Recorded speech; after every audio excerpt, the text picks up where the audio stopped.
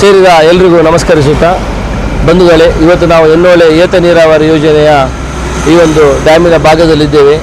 ನಿನ್ನೆ ಎರವು ಕೇಳಿ ನನಗೆ ಭಾಳ ಬೇಸರ ಆಯಿತು. ಇಲ್ಲಿದು ವಿದ್ಯುತ್ ಸಂಪರ್ಕ ಕಟ್ ಮಾಡಿದ್ದಾರೆ, ರೈತರಿಗೆ ನೀರಿಗೆ ತೊಂದರೆ ಆಗ್ತಾ ಉಂಟು ಅಂತ ಹೇಳಿದ ಗಮನಕ್ಕೆ ಬಂದು ಕೂಡಲೇ ನಾನು ನಮ್ಮ ಉಸ್ತುವಾರಿ ಸಚಿವರಿಗೆ ಮಾತಾಡಿದೆ. ಇಲ್ಲ, ಗಮನ ಬಂದಿಲ್ಲ ಹೇಳಿದರು. ಅವರಿಗೆ ಮಾತಾಡಿ ಆನಂತರ ನಮ್ಮ DCM DK ಶಿವಕುಮಾರ್ ಅವರಿಗೆ ಮಾತಾಡಿ ಆನಂತರ ಇವತ್ತು ಬೆಳಿಗ್ಗೆ ಮಂಗಳೂರು ಉಸ್ತುವಾರಿ ದಿನೇಶ್ ಗುಂಡು ಅವರು ಬಂದಿದ್ದರು.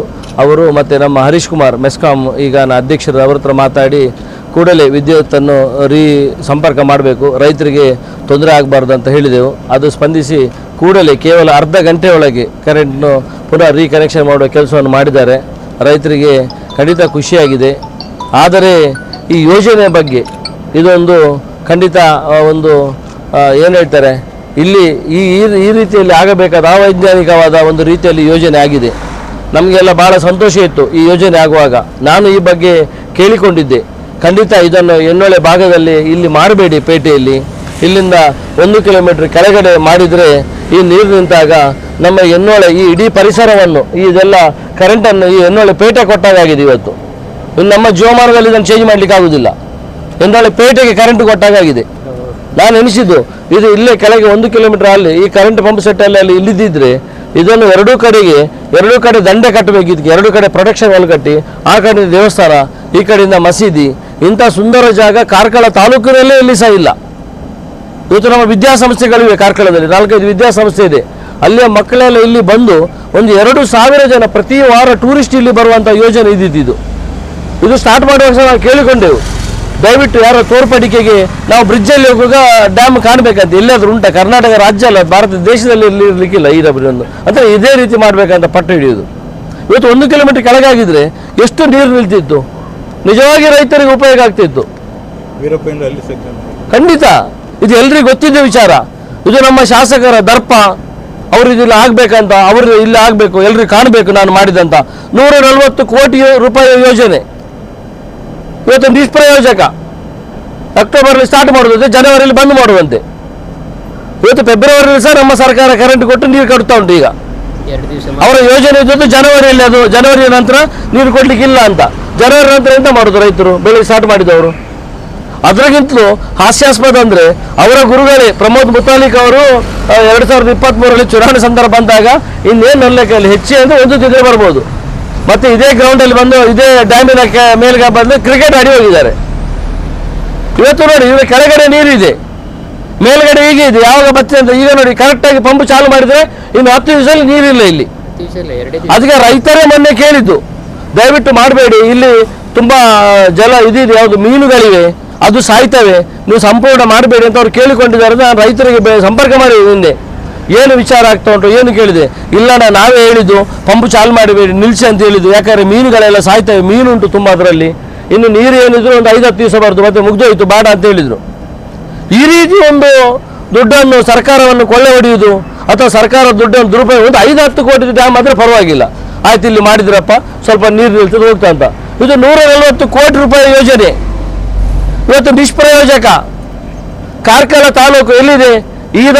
ಈದಿನಿಂದ ಇನ್ನದಿಂದ ನಮ್ಮ ಬೆಳಂಜೆ ಈ ಒಂದು ಟ್ರಯಾಂಗ್ಯುಲರ್ ಶೇಪ್ ಇಷ್ಟು ಸುಂದರವಾದ ಕಾರ್ಕಳದಲ್ಲಿ ಇಂಥ ಎನ್ನೋಳೆ ಅಂತ ಸುಂದರ ಜಾಗ ಎಲ್ಲಿ ಸಹ ಇಲ್ಲ. ನಾವು ನೋಡಿದ್ರಲ್ಲಿ ಸುಮಾರು ನೋಡಿದ್ದೇವೆ. ಇಷ್ಟು ಸುಂದರವಾದ ನದಿ ಹರಿತಾ ಉಂಟು.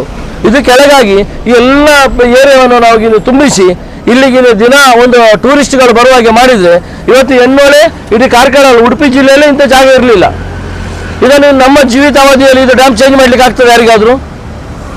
ಈ 140 ಕೋಟಿಯಲ್ಲಿ ಯಾರಿಗೆ ಆಗ್ತದೆ? ನೀವು ಹೇಳಿ, ಊರಿನವ್ರು ಇದ್ದೀರಾ, ಎಲ್ಲ ಹಿರಿಯರು ಇದ್ದೀರಾ, ಇನ್ನಿದು ಮಾಡಲಿಕ್ಕೆ ಆಗ್ತದೆ? ಇದು ನಮಗೆ ಆ್ಯಕ್ಚುಲಿ ಒಬ್ಬರು ಶಾಸಕರು ಮಾಡಿದ್ದು ನೀರು ತೋರ್ಬೇಕಾ ಡ್ಯಾಮ್ ತೋರ್ಬೇಕಾ?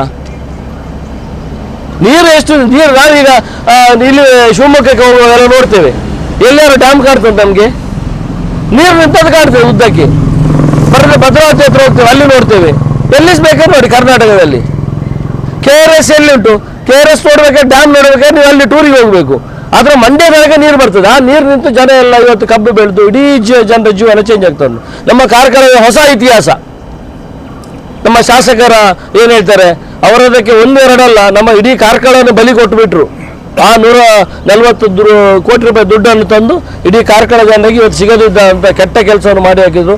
ಇದರಂತೆ ಅನೇಕ ವಿಚಾರಗಳಿವೆ. ಇವತ್ತು ಜವಳಿ ಪಾರ್ಕ್ ಬಹಳ ಬೇಸರ.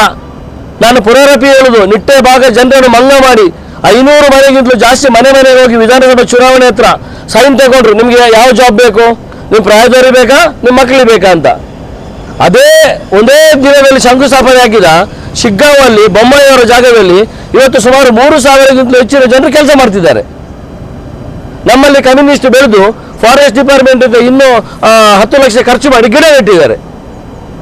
ಎಷ್ಟು ದುರಂತ ನೋಡಿ. ಇಂಥದೇ ಎಲ್ಲ ಯೋಜನೆ ಮತ್ತೆ 10 ಹಲವಾರು ಯೋಜನೆ ಇವೆ, ನಿಮ್ಗೆ ಗೊತ್ತಿದೆ. ಈಗ ಏನೇ ಇರಲಿ ಭಾಳ ಭಾಳ ಸಂತೋಷದಾಯಕ. ಕರೆಂಟ್ ಪುನಃ ಕನೆಕ್ಷನ್ ಕೊಟ್ಟಿದ್ದಾರೆ.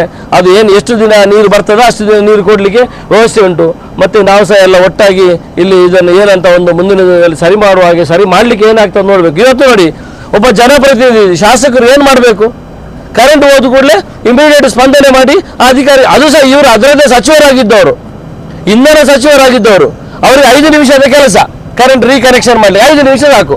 ಯಾಕಂದರೆ ಅವರು ಮಂತ್ರಿ ಆಗಿರುವಾಗ ಯಾರೋ ಅಧಿಕಾರಿಗಳು ಸ್ವಲ್ಪ ಚೇಂಜ್ ಆಗಿ ಮತ್ತೆ ಅವರೇ ಇರ್ತಾರೆ, ಹೇಳಿ ಯಾಕೆ ಕನೆಕ್ಟ್ ಮಾಡಿದ್ದೀರಪ್ಪ. ಇದು ಎಲ್ಲ ಕಡೆ ಇರುವ ಸಾಮಾನ್ಯ ವಿಷಯಗಳು.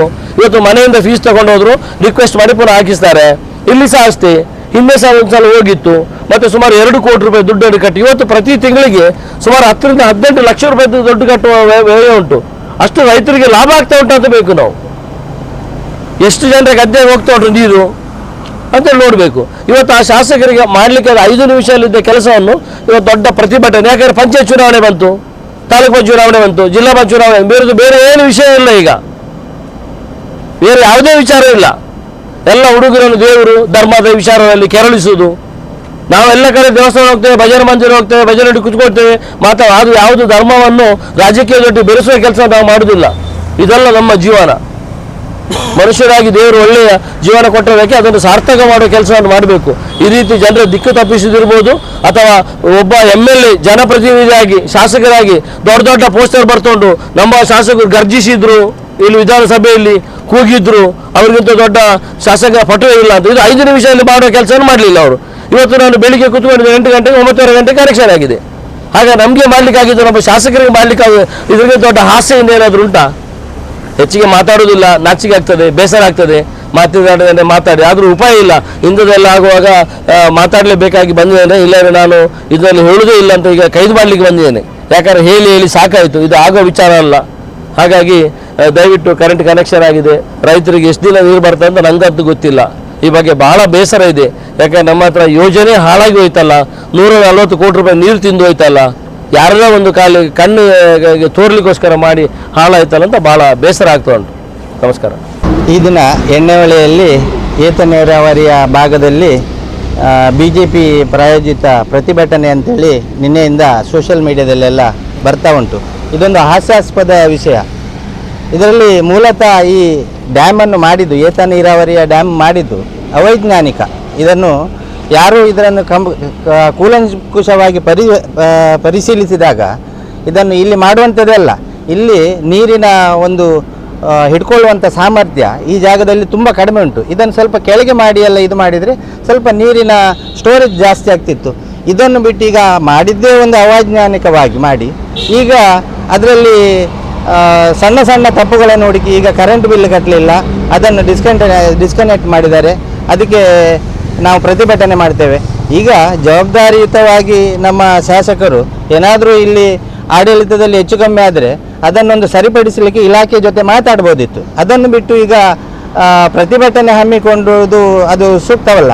ಯಾಕೆ ಹೇಳಿದರೆ ಈಗ ಮಾಡಿದಂಥ ಈಗ ಯೋಜನೆಯಲ್ಲಿ ಸುಮಾರು 100-150 ಕೋಟಿ ವೆಚ್ಚದಲ್ಲಿ ಇದನ್ನು ಮಾಡಿದ್ದನ್ನು ಈಗ ಏನೂ ಆಗಲಿ ಅದು ಸಮರ್ಪಕವಾಗಿ ಬಳಸಿಕೊಳ್ಳುವಲ್ಲಿ ಶಾಸಕರ ಜವಾಬ್ದಾರಿ ಇರ್ತದೆ. ಅವರು ಪಕ್ಷದವರಿಗೆ ಹೇಳಿ ಪ್ರತಿಭಟನೆ ಮಾಡಿಸುವಂಥದ್ದು ಸರಿಯಲ್ಲ ಅಂತೇಳಿ ನನ್ನ ಭಾವನೆ. ಆದರೆ ಈಗ ಈಗ ಹೇಳಿದರೆ ಇನ್ನು ಮುಂದೆ ಗ್ರಾಮ ಪಂಚಾಯತ್ ಹಾಗೂ ಕೆಲವು ಚುನಾವಣೆಗಳು ಬರ್ತವೆ. ಚುನಾವಣೆ ಬರುವಾಗ ಎಂಥಾದ್ರು ಒಂದು ಇಶ್ಯೂಗಳು ಬೇಕಲ್ಲ.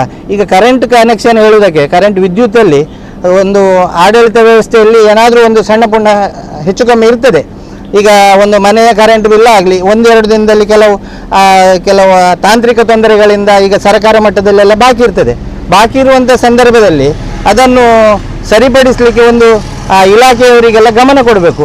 ನಿನ್ನೆ ಇದು ಹೀಗೆ ಆಯ್ತಂತೇಳಿ ತಿಳಿದ ಕೂಡಲೇ ನಮ್ಮ ಪಕ್ಷದ ನಾಯಕರಾದ ಉದಯ್ ಕುಮಾರ್ ಶೆಟ್ಟಿ ಅವರು ಇದರ ಬಗ್ಗೆ ಕೂಡಲೇ ಒಂದು ಗಮನ ಹರಿಸಿ ಮೇಲಾಧಿಕಾರಿಗಳಿಗೆ ಹಾಗೂ ಮೆಸ್ಕಾಂ ಅಧಿಕಾರಿಗಳಿಗೆ ಮತ್ತು ಜಿಲ್ಲಾ ಉಸ್ತುವಾರಿಯವರ ಗಮನಕ್ಕೆ ತಂದು ಮಾಡಿದಂಥ ಈ ಕೆಲಸವನ್ನು ರೈತರಿಗೆ ಅನುಕೂಲವಾಗುವಂತೆ ಒಂದು ವ್ಯವಸ್ಥೆ ಆಗಬೇಕು, ಕಲ್ಪಿಸಬೇಕು ಅಂತೇಳಿ ನಿಟ್ಟಿನಲ್ಲಿ ತುಂಬ ಶ್ರಮಪಟ್ಟು ನಿನ್ನೆ ಇದಕ್ಕೆ ಕರೆಂಟ್ ಕನೆಕ್ಷನ್ ಆಗಿದೆ.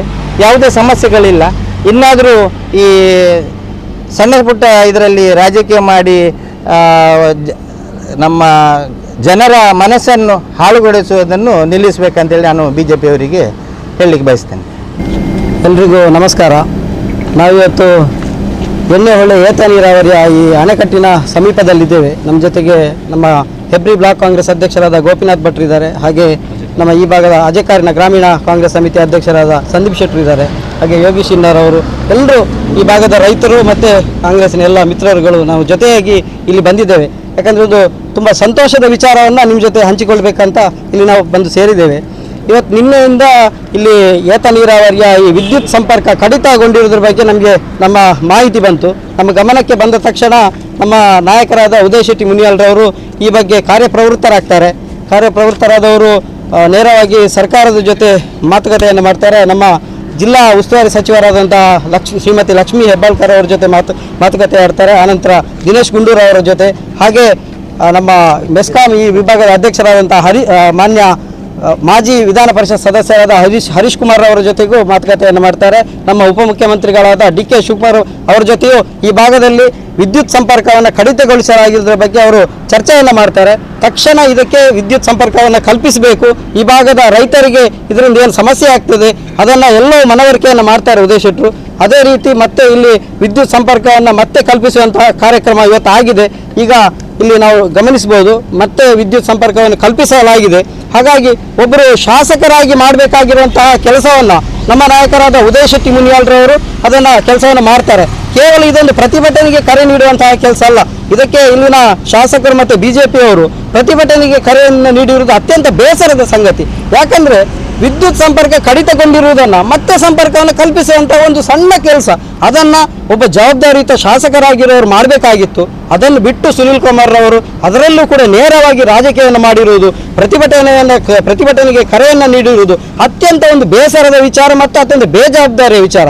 ಯಾಕಂದರೆ ಒಂದು ಜವಾಬ್ದಾರಿಯುತ ಒಂದು ಸ್ಥಾನದಲ್ಲಿರುವಂಥ ಶಾಸಕರು ಈ ಕೆಲಸವನ್ನು ಮಾಡುವುದನ್ನು ಬಿಟ್ಟು ಅವರಿಗೆಲ್ಲವೂ ಸಾಧ್ಯ ಇತ್ತು, ಇದನ್ನು ಸರ್ಕಾರದ ಜೊತೆ ಮಾತನಾಡ್ಬೋದಿತ್ತು. ಈ ಭಾಗದ ಜನಪ್ರತಿನಿಧಿ ಅವರು ಅದನ್ನೆಲ್ಲ ಬಿಟ್ಟು ಪ್ರತಿಭಟನೆಗೆ ಕರೆಯನ್ನು ನೀಡಿರುವುದು ಖಂಡಿತ ಇದು ಸರಿಯಾದಂಥ ಕ್ರಮ ಅಲ್ಲ. ಇವರಿಗೆ ರಾಜಕೀಯವೇ ಮಾಡಬೇಕಾಗಿದ್ದರೆ ಸುನೀಲ್ ಕುಮಾರ್ ಅವರಿಗೆ ಅವ್ರು ನೇರವಾಗಿ ರಾಜೀನಾಮೆಯನ್ನು ಕೊಡ್ಬೋದಿತ್ತು. ರಾಜೀನಾಮೆಯನ್ನು ನೀಡಿ ನೇರವಾಗಿ ರಾಜಕೀಯ 24 ಗಂಟೆ ಕೂಡ ರಾಜಕೀಯವನ್ನು ಮಾಡ್ಬೋದು. ಅವರು ಪ್ರತಿಭಟನೆ ಮಾಡ್ಬೋದು, ಧರಣಿ ಮಾಡ್ಬೋದು, ಇನ್ನು ಏನು ಬೇಕಾದ್ರೂ ಮಾಡ್ಬೋದು. ಯಾಕಂದ್ರೆ ಜನ ಅವರಿಗೆ ಮತ ನೀಡಿರುವುದು ಈ ಕೆಲಸವನ್ನು ಮಾಡಬೇಕಂತ ಸರ್ಕಾರದ ಜೊತೆ ಮತ್ತು ಜನರ ಜೊತೆ ಮಧ್ಯೆ ಕೊಂಡಿಯಾಗಿ ನಿಂತುಕೊಂಡು ಅವರು ಕೆಲಸ ಮಾಡಬೇಕಾಗಿತ್ತು ಸುನೀಲ್ ಕುಮಾರ್ ಅವರು. ಅದನ್ನೆಲ್ಲವನ್ನು ಬಿಟ್ಟು ನೇರವಾಗಿ ಪ್ರತಿಭಟನೆಯನ್ನು ಕರೆ ಕೊಟ್ಟು ಪ್ರತಿಭಟನೆ ಮಾಡೋದು ಇದು ಖಂಡಿತ ಸರಿಯಲ್ಲ. ಇಂತಹ ಕ್ರಮ ಸರಿಯಲ್ಲ. ಈ ಎಲ್ಲ ವಿಚಾರವನ್ನು ಗಮನದಲ್ಲಿ ಇಟ್ಕೊಂಡು ಮಾನ್ಯ ಉದಯ್ ಕುಮಾರ್ ಶೆಟ್ಟಿ ಮುನಿಯಾಲ್ರವರು ಇದರ ಬಗ್ಗೆ ಕೆಲಸವನ್ನು ಮಾಡಿದ್ದಾರೆ. ತುಂಬ ಸುಲಭವಾಗಿ ಮಾಡಬೇಕಾಗಿರೋ ಕೆಲಸವನ್ನು ಒಬ್ಬರು ಜನಪ್ರತಿನಿಧಿ ಅಲ್ಲದ ವ್ಯಕ್ತಿ ಅಂದರೆ ಜನನಾಯಕರಾಗಿದ್ದುಕೊಂಡು ಉದಯ್ ಶೆಟ್ಟಿ ಅವರು ಈ ಕೆಲಸವನ್ನು ಮಾಡಿದ್ದಾರೆ. ಅವರಿಗೆ ನಾನು ಅಭಿನಂದನೆಯನ್ನು ಸಲ್ಲಿಸ್ತೇನೆ. ನಮ್ಮ ಈ ಬೇಡಿಕೆಗೆ ಪೂರಕವಾಗಿ ಸ್ಪಂದಿಸಿದಂಥ ರಾಜ್ಯ ಸರ್ಕಾರದ ಮುಖ್ಯಮಂತ್ರಿಗಳಾದ DK ಶಿವಕುಮಾರ್ ಇರ್ಬೋದು, ನಮ್ಮ ಜಿಲ್ಲಾ ಉಸ್ತುವಾರಿ ಸಚಿವರಾದ ಮಾನ್ಯ ಶ್ರೀಮತಿ ಲಕ್ಷ್ಮೀ ಹೆಬ್ಬಾಳ್ಕರ್ ಅವರು, ಅದೇ ರೀತಿ ಈಗ ಮೆಸ್ಕಾಂ ಇಲಾಖೆ ಅಧ್ಯಕ್ಷರಾಗಿರುವಂತಹ ಹರೀಶ್ ಕುಮಾರ್ ಅವರು ಮತ್ತು ದಿನೇಶ್ ಗುಂಡೂರು ಅವರು, ಎಲ್ಲ ಪ್ರಮುಖರುಗಳಿಗೆ ನಾನು ಈ ಮೂಲಕ ಧನ್ಯವಾದಗಳನ್ನು ಮತ್ತು ಅಭಿನಂದನೆಗಳನ್ನು ಸಲ್ಲಿಸ್ತೇನೆ.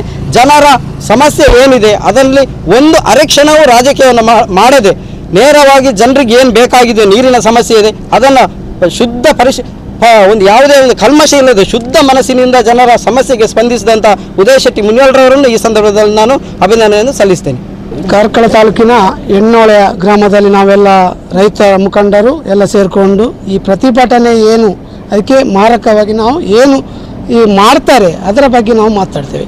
ಯಾಕಂದರೆ ಒಳ್ಳೆಯ ಯೋಜನೆಯನ್ನು ನಮ್ಮ ಸರ್ಕಾರ ಕೊಟ್ಟಿದೆ ಇದಕ್ಕೆ.